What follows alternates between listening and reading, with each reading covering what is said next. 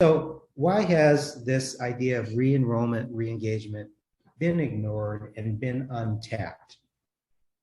And I will say, first of all, that I've worked with lots and lots of institutions on this topic.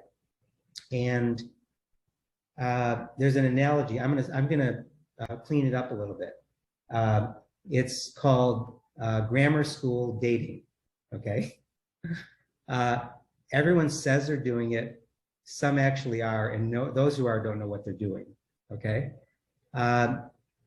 This essentially, I think one issue is, and I'd be curious to hear from others, that I think a lot of institutions, a lot of people, they say, well, we are doing that already, and I'll get into that later. Another reason is that outsiders and insiders often judge the institution's reputation and the institution's health by new freshman metrics.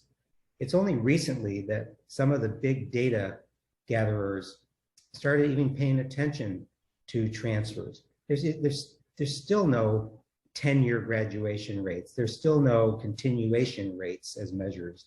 It's all 4, 5, 6-year retention of freshmen. Rankings are heavy on that. Even bond raters like Moody's, they look at these things and they determine your bond borrowing ability.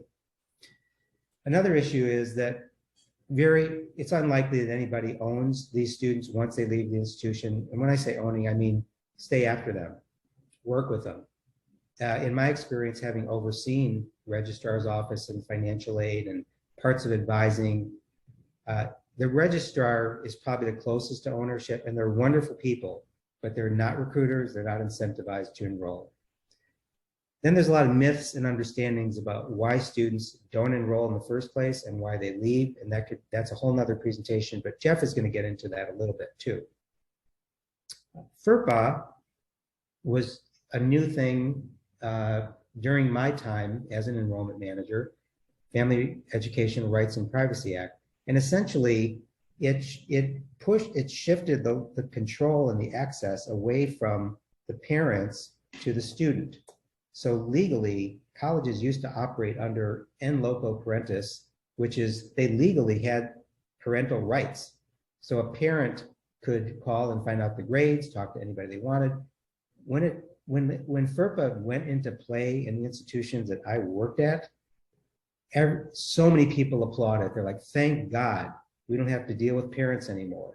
And if a student stumbles, let them stumble. Figuring out how to work through our maze is part of the learning process.